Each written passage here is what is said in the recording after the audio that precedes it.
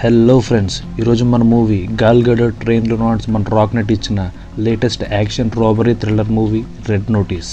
మూవీలోకి enter అయ్యే ముందు మన ఛానల్ని ఇంకా సబ్స్క్రైబ్ చేయకపోతే సబ్స్క్రైబ్ చేయండి ఫ్రెండ్స్. నేను మీకు ఎప్పుడు ఎంటర్టైన్ చేయడానికి ఆల్వేస్ రెడీగానే ఉంటాను. ఇంకా మనం లేట్ చేయకుండా మూవీలోకి ఎంటర్ అయిపోదాం. మూవీ స్టార్టింగ్లో మనకు ఒక వాయిస్ ఓవర్ వినిపిస్తుంది. ఆ వాయిస్ ఓవర్లో యాంటోనీ ప్రిన్సెస్ క్లియోపాట్రాకి తన ప్రేమకు చిహ్నంగా 3 ఎగ్స్ని ఇస్తాడు. అలా తను ఇచ్చిన ఎగ్స్ని కాలం గడిచే కొద్దీ అదొక స్టోరీలా మారిపోతుంది. ఇంకా ప్రజలందరూ దాన్ని ఒక మిత్ లాగా, అంటే ఒక స్టోరీ లాగా భావించడం మొదలు పెడతారు. తర్వాత కొన్ని సంవత్సరాలు గడిచిన తర్వాత ఆ 3 ఎగ్స్లో 2 ఎగ్స్ ఒక ఫార్మర్కి తన భూమిలో దొరుకుతాయి. అప్పుడు ఆ గవర్నమెంట్ వాళ్ళు ఆ ఎగ్స్ని స్వాధీనం చేసుకుంటారు. కాకపోతే ఆ 3 ఎగ్స్లో ఒక ఎగ్ ఎక్కడ పోయిందో ఏమైందో కూడా ఇప్పటివరకు ఎవరికీ తెలియదు. ఆ 2 ఎగ్స్లో ఒక ఎగ్గుని రోమ్ మ్యూజియంలో పెడతారు. ఇంకొక ఎగ్గుని ఒక బాగా డబ్బున్న వ్యక్తి దాన్ని కొనుక్కుంటాడు. తర్వాత మనకి ప్రజెంట్ సీన్ చూపెడతారు. ఆ ప్రజెంట్ సీన్లో మనకి ఈ మూవీలో ఇంపార్టెంట్ క్యారెక్టర్ అయిన బోత్ని చూపెడతారు. తను ఒక ఫేక్ ఎగ్ని తయారు చేసి ఆ ఎగ్ని రోమ్ మ్యూజియంలో పెట్టి రోమ్ మ్యూజియం నుంచి ఒక ఎగ్ని దొంగతనం చేయడానికి ట్రై చేస్తాడు. అప్పుడే మనకి మూవీ టైటిల్ పడుతుంది రెడ్ నోటీస్ అని. రెడ్ నోటీస్ అంటే మోస్ట్ వాంటెడ్ క్రిమినల్, ఇంటర్నేషనల్ క్రిమినల్కి రెడ్ నోటీస్ పెడతారు. సో అదే మన టైటిల్ రెడ్ నోటీస్.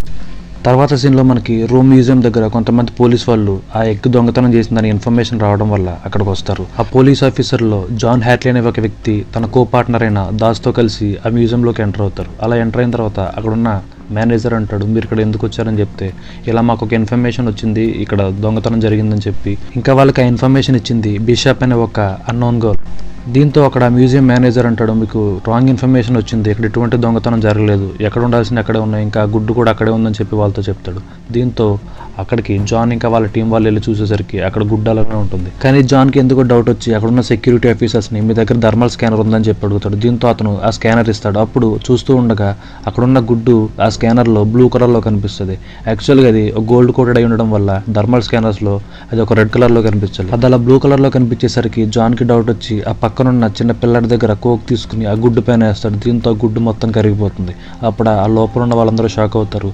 అప్పుడు ఆ మ్యూజియం మేనేజర్ ఆ సెక్యూరిటీ వాళ్ళకి వార్న్ చేసి ఆ మ్యూజియం డోర్స్ అన్ని క్లోజ్ చేయమని చెప్తాడు. అది విన్న ఆ రోబరర్ బోత్ అనే వ్యక్తి అక్కడ నుంచి పారిపోవడానికి ట్రై చేస్తాడు. దీంతో అక్కడున్న ఆఫీసర్స్ అందరూ తన వెనకాల పరిగెత్తడానికి ట్రై చేస్తారు. అప్పుడు బోత్ని గమనించిన జాన్ తన వెనకాల వెంబడిస్తూ తన్ని తరుముతూ ఉంటాడు. అప్పుడు ఒక చోట తను పారిపోవడానికి ట్రై చేస్తూ ఉండగా అప్పుడు జాన్ అతన్ని కిటికీలోంచి పైనుంచి కిందకు తోసేస్తాడు. దీంతో వాళ్ళిద్దరు కిటికీలోంచి కింద పడతారు. ఇంకా ఒక చోట వేలాడుతూ ఉంటారు.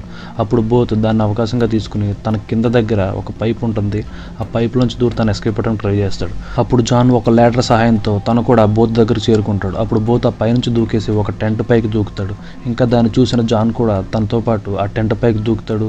తర్వాత అక్కడ పక్కనున్న ఒక బైక్ని దొంగలించి బోత్ దాని నుంచి ఎస్కేప్ అవ్వడానికి ట్రై చేస్తాడు. అప్పుడు జాన్ పక్కన ఒక స్పోర్ట్స్ కార్ కనిపిస్తుంది. దీంతో ఆ స్పోర్ట్స్ కార్ ఎక్కి బోత్ని పట్టుకోవాలనుకుంటాడు. అదే టైంకి తను ఆ స్పోర్ట్స్ కార్ ఎక్కి వెళ్తుండగా సడన్గా ఒక ట్రక్ వచ్చి ఆ స్పోర్ట్స్ కార్ని గుద్దేస్తుంది. దీంతో ఒక చోట తను స్టక్ అయిపోతాడు. అదే అవకాశంగా తీసుకున్న బోత్ అక్కడ నుంచి ఎస్కేప్ అయిపోతాడు. తర్వాత సీన్ మనకి 56 అవర్స్ తర్వాత చూపెడతారు. అక్కడ బోత్ ఒక ఐలాండ్లోని తన ఇంటికి వెళ్ళి తన లోపలికి వెళ్ళేసరికి అక్కడ జాన్ బోత్ కోసం ఎదురు చేస్తూ ఉంటాడు. దీంతో ఆ లోపలికి వెళ్ళిన బోత్ జాన్ చూసి షాక్ అవుతాడు. ఇంకా జాన్ అంటాడు, నువ్వు ఇంకెక్కడికి ఎస్కేప్ అవ్వలేవు, నేను ఆల్రెడీ పోలీస్ వాళ్ళు చుట్టుముట్టారని చెప్తాడు. అప్పుడు జాన్ బోత్తో అంటాడు, నీ హిస్టరీ మొత్తం నాకు తెలుసు, నేను 2014 నుంచి ఫాలో అవుతున్నాను, నువ్వు మ్యూజియంకి సంబంధించిన యాంటిక్ పీస్లన్నింటినీ దొంగలిస్తావు, ఇంకా నువ్వు నెంబర్ 1గా ఉండాలనుకుంటున్నావు అని చెప్పి తనతో చెప్తాడు. ఇంకా అక్కడ పోలీస్ వాళ్ళందరూ బోత్ని అరెస్ట్ చేసి అక్కడ నుంచి తీసుకెళ్తారు. తర్వాత అక్కడ ఇంటర్పోల్ ఆఫీసర్ అయిన డాస్ కూడా ఉంటుంది. అప్పుడు తను అంటుంది, ఇంకా ఆ ఎగ్ని ఇంకా తన్ని ఒకే వ్యాన్లో పెట్టడం మంచిది కదని చెప్పి ఆ ఎగ్ని ఒక వ్యాన్లో ఇంకా బోత్ని ఒక వ్యాన్లో సెపరేట్గా పెడతారు. ఆ ఎగ్గున్న వ్యాన్ని జాన్ తీసుకెళ్తాడు. కాకపోతే తను కారు ఎక్కేసరికి ఆ డ్రైవర్ అంటాడు వెనకాల ఇంకా డోర్ క్లోజ్ అవ్వలేదని చెప్పి. అప్పుడు జాన్ వెనకాలకు వచ్చి చూసేసరికి ఆ డోర్ క్లోజ్ అయి ఉండదు. ఇంకా తనకి డౌట్ వస్తుంది డోర్ ఎలా ఓపెన్ అయిందని చెప్పి. అప్పుడే సరిగ్గా అక్కడికి ఎవరైతే ఈ దొంగతనం గురించి ఇన్ఫర్మేషన్ ఇచ్చారో బిషప్ అనే అమ్మాయి అక్కడ ఫేక్ ఎగ్ని పెట్టేసి ఒరిజినల్ ఎగ్ని తను దొంగలిచ్చేసి అక్కడి నుంచి వెళ్ళిపోతుంది. అది జరిగిన 36 గంటల తర్వాత జాన్ రోమ్ నుంచి వెళ్ళడానికి రెడీ అవుతాడు. అదే టైంకి అక్కడికి డాస్ వస్తుంది. ఇంకా జాన్తో మాట్లాడుతుంది, నువ్వు ఎక్కడికో వెళ్తున్నావు కదా అంటుంది. నా కేసు అయిపోయింది, నేను వెళ్ళిపోతున్నానని చెప్తాడు. అప్పుడు అదే టైంకి డాస్ జాన్తో ఉంటుంది, ఇది ఒక ఫేక్ ఎగ్, ఇంకా నీ అకౌంట్లో $8 మిలియన్ క్రెడిట్ అయ్యాయి, ఈ దొంగతనం నువ్వే చేసి ఉంటావు అని చెప్పి తను అరెస్ట్ చేస్తుంది. దీంతో జాన్ అంట్లో నాకేం తెలియదు అంటాడు. అప్పుడు తనని అరెస్ట్ చేసి రష్యా జైల్లో పెడతారు. అదే జైల్లో మన బోత్ కూడా ఉంటాడు. ఇంకా వాళ్ళిద్దరూ ఒకటే సెల్లో ఉంటారు. అప్పుడు వాళ్ళిద్దరూ మాట్లాడుకుంటూ ఇదంతా బిషప్ సెటప్ అయి ఉంటుందని చెప్పి చెప్పి. అప్పుడు బోత్ చెప్తాడు, ఒక ఈజిప్ట్లో ఒక బిలియనీర్ ఉంటాడు, తనకి 3 ఎగ్స్ తన కూతురు పెళ్లిలోకి ప్రజెంట్ చేయాలనుకుంటున్నాడు.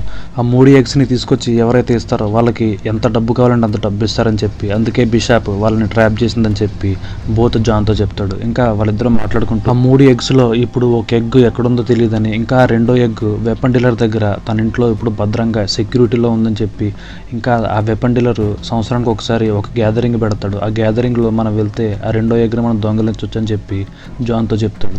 ఇంకా బోత్ ఆ జైల్లో ఉన్న క్రిమినల్స్ అందరితోటి తను ఒక పోలీస్ ఆఫీసర్ అని చెప్పేస్తాడు. దీంతో అక్కడ క్రిమినల్స్లో ఒక క్రిమినల్ వచ్చి జాన్తో గొడవ పెట్టుకోవడానికి ట్రై చేస్తాడు. ఇంకా క్రిమినల్ జాన్ని ఒక్క పంచ్ ముక్కు మీద ఇస్తాడు. తర్వాత పోలీసులు వచ్చి వాళ్ళని విడదీసి వాళ్ళిద్దరిని తీసుకెళ్లి సెల్లో పడేస్తారు. తర్వాత వాళ్ళిద్దరూ మాట్లాడుకుంటూ ఉండగా అక్కడికి పోలీస్ ఆఫీసర్స్ వచ్చి మా క్యాప్టెన్ నీతో మాట్లాడుతుందని చెప్పి వాళ్ళిద్దరిని ఒక చోటకు తీసుకెళ్తారు.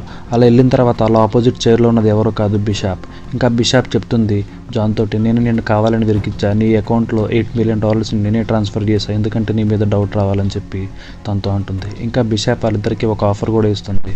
ఆ 3 ఎగ్స్లో ఒక ఎగ్ ఆల్రెడీ నా దగ్గర ఉంది, రెండో ఎగ్ నేను దొంగలిస్తా, కాకపోతే మూడో ఎగ్ ఎక్కడుందో బోత్కి తెలుసు, మర్యాదగా మీరు ఆ మూడో ఎగ్ ఎక్కడుందో చెప్తే నేను మీకు షేర్ ఇస్తాను, ఇంకా మిమ్మల్ని రిలీజ్ చేయడానికి ట్రై చేస్తానని చెప్తుంది. దీంతో బోత్ అక్కడ ఒప్పుకోడు. అప్పుడు తను వెళ్తూ ఆలోచించుకోండి అని చెప్పి అక్కడ నుంచి వెళ్ళిపోతుంది.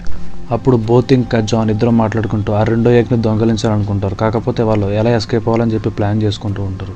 అప్పుడు ఆ నెక్స్ట్ డే బోత్ ఒక సోప్ని నిట్రిక్ యాసిడ్లో వేసి అక్కడ ఒక బ్లాస్ట్ చేస్తాడు. ఈ బ్లాస్ట్లో వాళ్ళు తప్పించుకుని ఏదో విధంగా మెయిన్ డోర్ దగ్గరికి వస్తారు. కాకపోతే అక్కడ యాక్సెస్ కార్డ్ కావాలి. కాకపోతే ఆల్రెడీ ఆ యాక్సెస్ కార్డ్ని బోత్ పోలీసుల దగ్గర నుంచి దొంగలించి ఉంటాడు. తర్వాత వాళ్ళు బయటకు వచ్చిన తర్వాత అక్కడ ఆ గోడ పక్క నుంచి వాళ్ళు ఏదో విధంగా మెల్లగా తప్పించుకుంటూ వెళ్తుంటారు. అప్పుడు పోలీసులు వాళ్ళని చూసి వాళ్ళ మీద ఫైరింగ్ చేస్తూ ఉంటారు. కాకపోతే ఆ పక్కన హెలికాప్టర్ నుంచి తప్పించుకుని వాళ్ళు ఏదో విధంగా ఎస్కేప్ అయిపోతారు.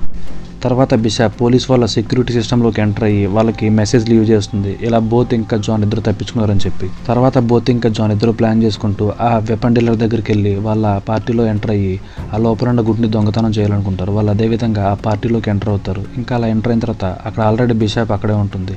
దీంతో జాన్ తనని చూస్తూ తనతో డ్యాన్స్ చేస్తూ ఉంటాడు. అప్పుడు అక్కడికి ఆ డ్రగ్ డీలర్ వచ్చి తనని పక్కకు జరిగి తనతో నేను డ్యాన్స్ చేస్తానని చెప్తాడు.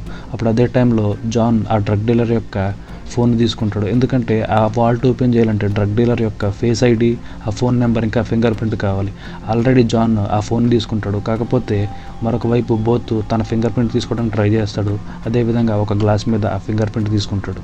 వీళ్ళతో పాటు అక్కడ ఆ పోలీస్ ఆఫీసర్ అయిన డాస్ కూడా ఉంటుంది. ఇంకా వీళ్ళ మీద నజర్ కూడా పెడుతుంది. అలా వీళ్ళు ఆ వాల్ట్ దగ్గరికి వెళ్ళి ఏదో విధంగా వాల్ట్ ఓపెన్ చేయగలుగుతారు. కాకపోతే అక్కడికి అదే టైంలో డాస్ వస్తుంది. ఇంకా వాళ్ళని లొంగిపోమని చెప్పి బెదిరిస్తుంది. అప్పుడు జాన్ డాస్ని తోసేసి వాళ్ళు ఏదో విధంగా వాల్ట్ లోపలికి ఎంటర్ అవుతారు.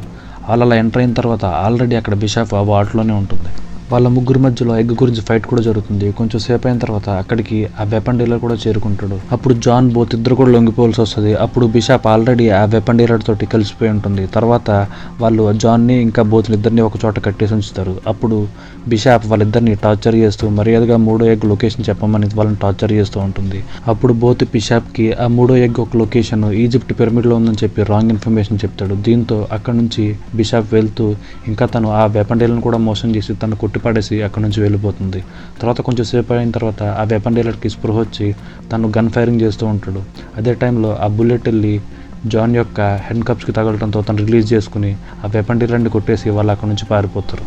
తర్వాత జాన్ ఇంకా బోత్ ఇద్దరు ట్రైన్లో వెళ్తూ అప్పుడు జాన్ అంటాడు, మా ఫాదర్ ఒక దొంగ, తన కోసమే నేను పోలీస్ ఆఫీసర్ అవ్వాలని చెప్పి కసిగా నేను పోలీస్ ఆఫీసర్ని అయ్యాను. కాకపోతే ఇప్పుడు నా జాబ్ పోయింది, ఆ ఎగ్స్ లొకేషన్ ఎక్కడుందో చెప్పు, దీంతో నేను నా జాబ్ పొందగలను, అప్పుడు నేను నిన్ను వదిలేస్తాను, అప్పుడు ఈ ప్రపంచంలో నువ్వే నెంబర్ 1 దొంగ కింద ఉంటావని చెప్పి బోత్ తోటి తను డీల్ సెట్ చేసుకుంటాడు.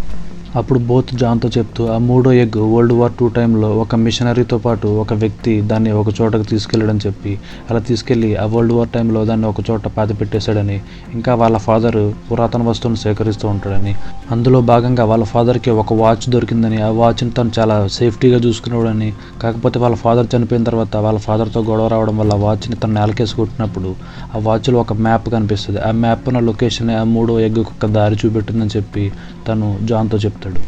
దీంతో జాన్ ఇంకా బూత్ ఇద్దరు కలిసి ఆ మ్యాప్ ద్వారా లొకేషన్ వెతుక్కుంటూ వెళ్తారు. అలా వాళ్ళు ఆ లొకేషన్ చేరుకుని ఆ బంకర్ లోపల చేరి ఆ లోపల ఉన్న ఎగ్ని తీసుకుంటారు. అదే టైంకి అక్కడ ఆల్రెడీ వాళ్ళని ఫాలో అవుతూ బిషప్ కూడా వస్తుంది. అప్పుడు బిషప్ వాళ్ళని బెదిరిస్తూ ఆ ఎగ్ని మర్యాదకి ఇచ్చేసేమని బెదిరిస్తూ ఉంటుంది. కాకపోతే బిషప్ ని వెతుక్కుంటూ ఆ పోలీస్ ఆఫీసర్ అయిన దాస్ కూడా వస్తుంది. అప్పుడు ఆ పోలీస్ ఆఫీసర్ తో వచ్చిన దాస్ వాళ్ళందరి మీద ఫైరింగ్ చేస్తుంది. దీంతో వాళ్ళందరూ ఎస్కేప్ అవడానికి ట్రై చేస్తూ అలా వాళ్ళు వెహికల్ మీద వెళ్తూ ఒక నదిలోకి దూకి వాళ్ళు ఎస్కేప్ అయిపోతారు. దీంతో బోత్కి ఆ ఎగ్ దొరుకుతుంది. అప్పుడు బోత్ ఇంకా జాన్ అక్కడ నుంచి వెళ్దామన్న టైంలో ఆ నదిలో తనతో పాటు కొట్టుకుంటూ అక్కడికి బిషప్ కూడా వస్తుంది. అప్పుడే తెలుస్తుంది బోత్కి బిషప్ ఇంకా జాన్ ఇద్దరు కూడా ఒకటే టీం. అది తెలిసిన తర్వాత బోత్కి ఫీజు ఎగిరిపోతుంది. ఎందుకంటే వాళ్ళిద్దరూ ముందు నుంచి ఫస్ట్ నుంచి ప్లాన్ చేసుకుని బోత్ని ట్రాప్ చేసి ఆ మూడో ఎగ్ లొకేషన్ తెలుసుకోవడానికి వాళ్ళు బోత్ వెనకాల తిరుగుతూ ఉంటారు. ఇంకా జాన్ బోత్తో చెప్తూ మా ఫాదర్ ఒక దొంగ, నేను అతనికన్నా పెద్ద దొంగను అవ్వాలనుకున్నానని చెప్పి పర్సనల్గా తీసుకొద్దని చెప్పి బోత్ని అక్కడ చెట్టు కట్టేసి వాళ్ళిద్దరూ అక్కడి నుంచి వెళ్ళిపోతారు. తర్వాత మనకి ఈజిప్ట్లో ఆ మిలినియర్ కూతురు ఒక పెళ్లి జరుగుతుంది. ఇంకా ఈ జాన్ వాళ్ళు ఆ 3 ఎగ్స్ని ఆ బిలినియర్కి అమ్మేస్తారు. దీంతో ఆ బిలినియర్ ఆ 3 ఎగ్స్ని వాళ్ళ కూతురికి గిఫ్ట్ కింద ఇవ్వాలనుకుంటాడు. అదే టైంకి అక్కడికి FBI వాళ్ళు వచ్చి ఆ బిలినియర్ని అరెస్ట్ చేస్తారు. ఎందుకంటే ఎగ్స్ని కొనడం అనేది ఇల్లీగల్ అవడంతో వాళ్ళని అరెస్ట్ చేస్తారు. తర్వాత 6 months తర్వాత బిషప్ ఇంకా జాన్ ఒక ఐలాండ్లో బోట్లో వెళ్తూ ఉంటారు. అప్పుడు ఆ లొకేషన్కి బోత్ వచ్చి చేరుకుంటాడు. ఇంకా వాళ్ళతో మాట్లాడుతూ ఉంటాడు. నేను డాస్ ఇద్దరు కలిసి మీ అకౌంట్లో ఉన్న మనీని మొత్తాన్ని హ్యాక్ చేసి జీరో చేసేసాం. ఇప్పుడు మీరు నేను ఇద్దరం కూడా ఈక్వల్ అయిపోయాం. ఇప్పుడు నేను మీకు ఇచ్చే ఆఫర్ ఏంటంటే మన ముగ్గురం కలిసి ఒక టీమప్ అయ్యి మనం దొంగతనాలు చేద్దామని చెప్పి అంటాడు. ఒకవేళ కాదుకూడదు అంటే నేను ఆల్రెడీ మీ లొకేషన్ని డాస్ వాళ్ళకి ఇచ్చేసాను, ఆల్రెడీ వాళ్ళు వస్తూ ఉంటారని చెప్తాడు. అప్పుడు బిషప్ అంటుంది తిను ఒక ఇంటెలిజెంట్ దొంగ, తిన్ను కూడా మనం ఒక టీమప్ కింద చేసుకుందాం అంటుంది. తర్వాత సీన్ మనకి ఫ్రాన్స్లో చూపెడతారు. వీళ్ళు ముగ్గురు ఒక చోటకి దొంగతనం చేయడానికి వెళ్తూ ఉంటారు. ఇక్కడతో ఈ మూవీ అనేది ఎండ్ అయిపోతుంది ఫ్రెండ్స్. అంటే ఈ మూవీకి సీక్వెల్ కూడా రాబోతుంది తొందరలో. Okay friends, thanks for watching. Video నచ్చితేనే లైక్ చేయండి, సబ్స్క్రైబ్ చేయడం మాత్రం మర్చిపోకండి. ఇలాంటి మంచి ఇంట్రెస్టింగ్ మూవీస్తో ఎప్పుడు వస్తూనే ఉంటాం. మళ్ళీ నెక్స్ట్ వీడియోలో కలుద్దాం ఫ్రెండ్స్. బాయ్.